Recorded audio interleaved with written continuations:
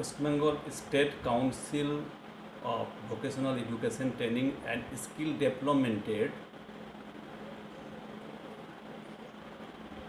10+2 লেভেলের আমি একজন হোম সায়েন্স বিভাগের শিক্ষক। আমার নাম জানাউল হক। আমাদের ভিটিসি কোড নাম্বার হলো 5035। যাই হোক, আজকে আমি তোমাদের একটা ইম্পর্টেন্ট টপিকস নিয়ে আমি এসেছি। সাবজেক্টটার নাম হলো হসপিটাল ম্যানেজমেন্ট। খুব সুন্দর একটা সাবজেক্ট। এই সাবজেক্টে প্রতি বছরই একটা প্রশ্ন তোমাদের ফাইনালে প্রায় পাওয়া যাচ্ছে। প্রশ্নটি খুব ইম্পর্টেন্ট, এটা তোমরা লিখে নাও। প্রশ্নটি হলো, হসপিটালের সাপোর্ট সার্ভিস বলতে কি বোঝায়?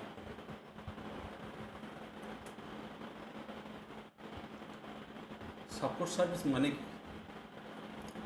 সাপোর্ট সার্ভিস মানে হলো সাহায্যকারী বা মদতকারী। কাকে সাহায্য করবে, মদত করবে? এমন কিছু ডিপার্টমেন্ট আছে যেগুলো হসপিটালকে অনবরত সাহায্য করে চলেছে। এই ডিপার্টমেন্টগুলো যদি অত্যাধুনিক এবং উন্নত মানের হয়, তাহলে সেই হসপিটালের সুনাম সুখ্যাতি চরম শিখরে ওঠে চারিদিকে। এই হসপিটাল নিঃসন্দেহে খুব ভালো। যাই হোক আর কি,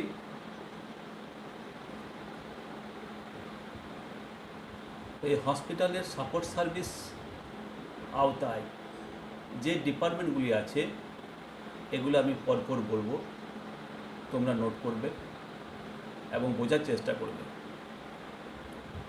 তো হসপিটালের সাহায্যকারী যে বিভাগগুলি বা ডিপার্টমেন্টগুলি আছে, এই সাহায্যকারী ডিপার্টমেন্টগুলো হলো 1 নম্বর ইমেজিং ডিপার্টমেন্ট। ইমেজিং মানে যে ডিপার্টমেন্টে শুধুমাত্র বিভিন্ন ধরনের ছবি হয়।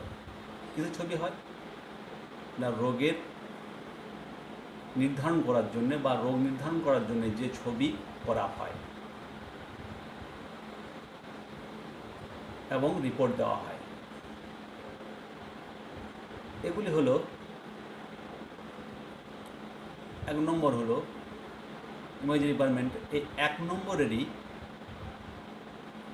অনেকগুলো আছে, যেমন প্রথমে আমি বলবো যেটা হলো X ray department. X ray department, তোমরা 9-10 এক্স রে নাম শুনেছ। এক্স রে হলো একটা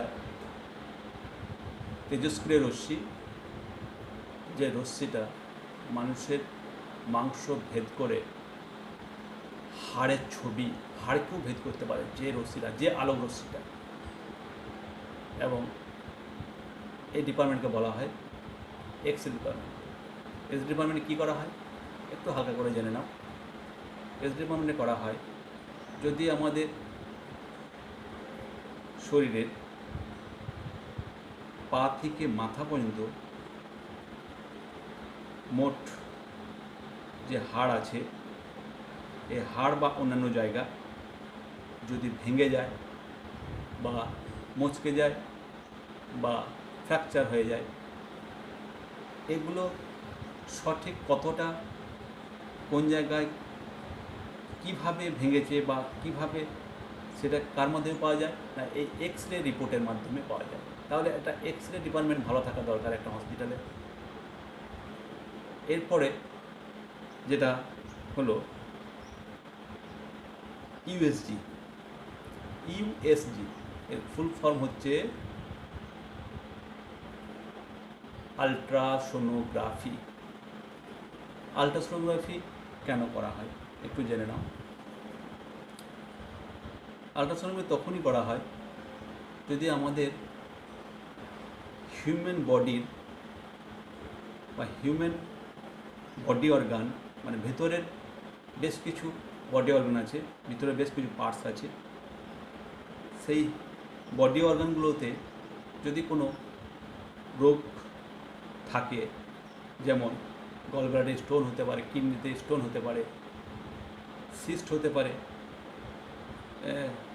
সিস্ট যেমন কিডনিতে সিস্ট হতে পারে, ইউটারাসে সিস্ট হতে পারে, বা আরও ইত্যাদি, সেইগুলোকে সঠিক নির্ধারণ করার জন্যে যে অত্যাধুনিক যন্ত্রটি, তাকে বলা, যন্ত্রটির সাহায্যে করা হয়, সেই টোটাল সিস্টেমটাকে বলা হয় ইউএসজি বা আলট্রাসোনোগ্রাফি। এরপরে তাহলে একের এ এক্স রে, বি হলো আলট্রাসোনোগ্রাফি। এরপর চলে আসবো আমি সিটি স্ক্যান। সিটি স্ক্যান বলতে বোঝায় কমপ্লিট টোমোগ্রাফি, সম্পূর্ণভাবে একটা গ্রাফ, যে সমস্ত ইউএসজির মাধ্যমে রোগ নির্ধারণ করা যাচ্ছে না, বা একটা রোগ নির্ধারণ করার সামান্য ও কিছু পাওয়া গেছে, এটা সঠিকভাবে পরিসংখ্যান করার জন্য আরও অত্যাধুনিক মেশিন, সেটা হলো কি না সিটি স্ক্যান। তা এই ডিপার্টমেন্টটাও হসপিটালে একটা খুব জরুরি। এরপর আছে তার এ বি সি, ডিটা হলো কী বলবো, হ্যাঁ ডিটা হলো এমআরআই। এমআরআই হচ্ছে ম্যাগনেটিক রিসোনেন্স ইমেজিং। কী হলো? Magnetic resonance imaging. ইমেজিং মানে ছবি, ফটো, আর ম্যাগনেটিক মানে চুম্বকীয়, রিসোনেন্স মানে যার ক্ষমতায় ছবি পাওয়া যায় বা ফটো করা যায়। তাহলে এমআরআই এই ডিপার্টমেন্টটা খুব প্রয়োজন। এমআরআই কী করা হয়? যখন দেখা যাচ্ছে যে সিটি স্ক্যান ইউএসজিতে একটা রোগ পাওয়া গিয়েছে বা একটু অস্পষ্টভাবে পাচ্ছে, আরও সঠিকভাবে এটাকে সঠিক অপারেশন করার জন্য, সঠিকভাবে এর নির্ধারণ করার জন্য বা সঠিক ডায়াগনোস করার জন্যে, তখন আমাদের কী প্রয়োজন হয়? তখন আমাদের এমআরআই করা হয়, ম্যাগনেটিক রিসোনেন্স ইমেজিং। এটা টোটাল বডিতে করা হয়, পা থেকে মাথা পর্যন্ত। এই ডিপার্টমেন্টটা তাহলে হসপিটালে একটা ভালো থাকা দরকার, অত্যাধুনিক বা উন্নততর, বা আরও যাতে ভালোভাবে এই ডিপার্টমেন্টে যদি থাকে তাহলে ভালোভাবে রোগ নির্ধারণ করার সুবিধা হয় এবং হসপিটালে সাহায্য করতে পারে। এটা গেল। এরপর চলে আসবে 2 নম্বর, ইমার্জেন্সি ডিপার্টমেন্ট গেল। এরপর 2 নম্বরে কী আছে না ল্যাবরেটরি ডিপার্টমেন্ট। ল্যাবরেটরি মানে কি? ল্যাবরেটরি মানে যেখানে পরীক্ষা নিরীক্ষা করা হয়। কী পরীক্ষা নিরীক্ষা করা হয়? হসপিটালের বিভিন্ন রোগের পরীক্ষা নিরীক্ষা করা হয়। তো এই রোগের পরীক্ষা নিরীক্ষা করতে গেলে বিভিন্ন রকম স্যাম্পেল প্রয়োজন হয়, আমাদের শরীরের বিভিন্ন রকম স্যাম্পেল প্রয়োজন হয়, অল কাইন্ডস অফ স্যাম্পেল, যেমন স্টুল, urine, blood, etcetera, different kind of সব। এগুলো নিয়ে যে পরীক্ষা করা হয় যে ডিপার্টমেন্টটিতে, এই ডিপার্টমেন্ট বলা হয় ল্যাবরেটরি ডিপার্টমেন্ট। এখানে প্রথমেই বলে দিলাম রক্ত পরীক্ষা, মূত্র পরীক্ষা, কফ পরীক্ষা ইত্যাদি পরীক্ষা করে সঠিকভাবে তার স্বাভাবিকের থেকে বেশি আছে না কম আছে সেটা জানার জন্যে এই ডিপার্টমেন্টটা খুব প্রয়োজন, এবং একটি রোগীকে সুস্থ করার জন্যে এই ডিপার্টমেন্টটা খুব দরকার।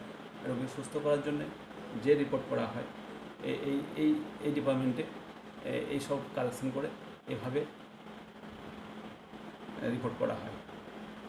এরপরে যেটা হলো অপারেশন থিয়েটার। 3 নম্বর, অপারেশন থিয়েটার। অপারেশন থিয়েটার মানে অপারেশন থিয়েটার হলো ক্যাজুয়ালিটি, মানে কোনো ব্যক্তির সঠিক রোগ নির্ধারণ হয়েছে, সেই রোগটিকে সার্জিক্যালের মাধ্যমে যে ব্যবস্থাপনা, যে ডিপার্টমেন্টটা আছে সেটাকে বলা হয় ওটি বা অপারেশন থিয়েটার। ওটির মধ্যে বিভিন্ন রকম যন্ত্রপাতি আছে। এই ডিপার্টমেন্টটা একটা হসপিটালের সুনাম সুখ্যাতি অর্জন করে। এই ডিপার্টমেন্টটা যদি যত ভালো হবে, যত অত্যাধুনিক হবে, যত উন্নত মানের ইকুইপমেন্ট, যত উন্নত মানের যন্ত্রপাতি থাকবে, তবেই সেই হসপিটালের সুনাম সুখ্যাতি চরম শিখরে উঠবে। তো অপারেশন থিয়েটার যদি না থাকে, সেই হসপিটালে কিছুই নেই। সেই হসপিটাল একদম কোনো কিছু করতেই পারবে না, কোনো কাজ হবে না, সেই হসপিটাল এর কোনো মূল্যই থাকবে না। তাহলে এই অপারেশন থিয়েটার, এই ডিপার্টমেন্টটি হসপিটালে একটা খুব গুরুত্বপূর্ণ ডিপার্টমেন্ট। এরপরে যেটা হলো ব্লাড ব্যাংক। ব্লাড ব্যাংক মানে ব্যাংক, তোমরা হয়তো ব্যাংক জানো, যেগুলোতে টাকা পয়সা লেনদেন করা হয়, টাকা জমা রাখা হয় এবং টাকা নেওয়া হয়, এই ধরনের একটা ব্যাংক। কিন্তু এটা কী ব্যাংক না ব্লাড ব্যাংক। এটাতে কী রাখা হয় না এটাতে ব্লাড রাখা হয় এবং ব্লাড নেওয়া হয়। এটা নতুন জিনিস। এই ব্যাংকে আমরা অনেক পরিষেবা পেয়ে থাকি। এই ব্যাংক হসপিটালের একটা বিশাল গুরুত্বপূর্ণ ডিপার্টমেন্ট। এই ব্লাড ব্যাংক ছাড়া হসপিটাল চলতেই পারে না। ধরুন কোনো কিছু অপারেশনের পর প্রচুর ব্লিডিং হয়, প্রচুর রক্তপাত হয়। রক্তপাত হওয়ার পরে রোগীর জন্য কিছু রক্তের প্রয়োজন হয়। তখন কোথায় পাওয়া যাবে? তখন যদি একটা হসপিটালের যদি ব্লাড ব্যাংক থাকে, তো তার গ্রুপ টেস্ট করে তার কী ব্লাড দরকার, হসপিটাল থেকে সঙ্গে সঙ্গে সেই ব্লাড কালেকশন করে সে রোগীকে দেওয়া হয় এবং রোগীকে অতি শীঘ্রই সুস্থ করা যায়।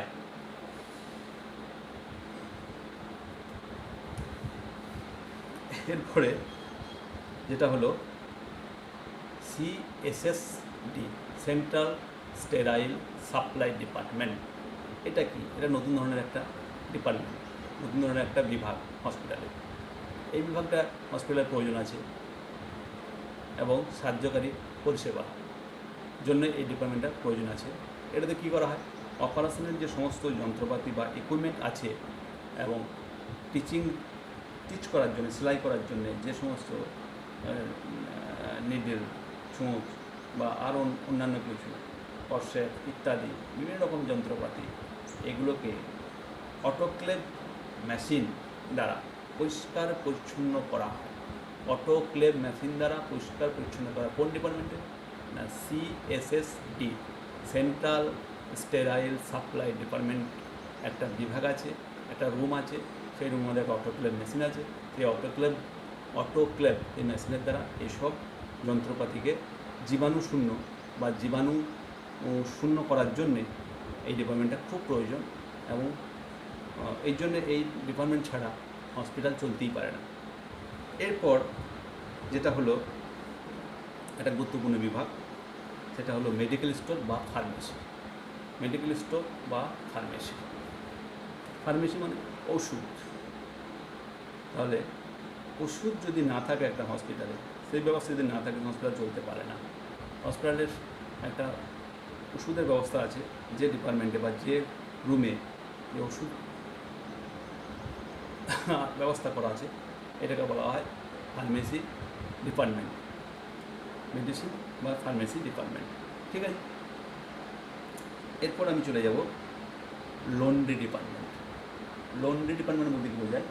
লন্ড্রি হয়তো তোমার নাম শুনেছ, যে ধোপাদের আমাদের প্যান্ট, জামা, শাড়ি এসব কাচার জন্য লন্ড্রি ঘরে পাঠানো হয়। কিন্তু হসপিটালে একটা লন্ড্রি ডিপার্টমেন্ট আছে, লন্ড্রি ঘর আছে। এখানে কী করা হয়? এখানে যে সমস্ত রোগীরা ভর্তি আছে, যে সমস্ত রোগীরা অ্যাডমিশন আছে 7 দিন 8 দিন বা 1 মাস পর্যন্ত যে সমস্ত রোগীরা আছে, তাদের বেডের যে বিছানা, বেড কভার যেটাকে বলা হয়, বা রোগীর যে অপারেশন করার জন্য রোগীর যে একটা ড্রেস, মানে অপারেশন করার যে রোগীর যে ড্রেস, সেই সমস্তগুলোকে সম্পূর্ণভাবে ধোয়া বা ওয়াশ করার জন্য যে বিভাগটি আছে সেটিকে বলা হয় লন্ড্রি ডিপার্টমেন্ট। তাহলে একটা লন্ড্রি ডিপার্টমেন্টটা হসপিটালে একটা গুরুত্বপূর্ণ পরিষেবা বা মদতকারী বা সাহায্যকারী একটা পরিষেবা, এই ডিপার্টমেন্টটা খুব গুরুত্বপূর্ণ।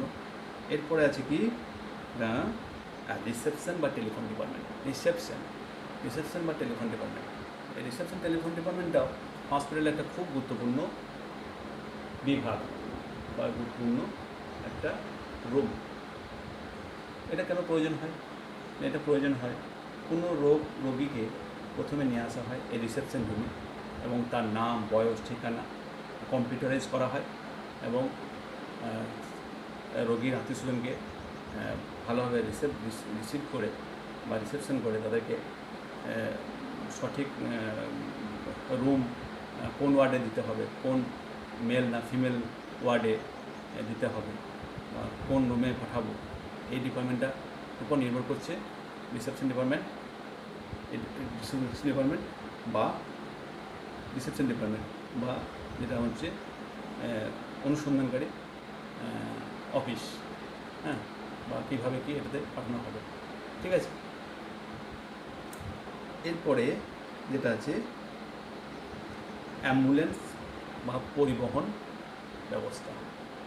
তোমরা অ্যাম্বুলেন্স দেখেছো কী করা হয়, যেটা 24 আওয়ার 24 ঘন্টায় রোগীর জন্য যে গাড়ি ব্যবহার করা হয় তাকে বলা হয় অ্যাম্বুলেন্স।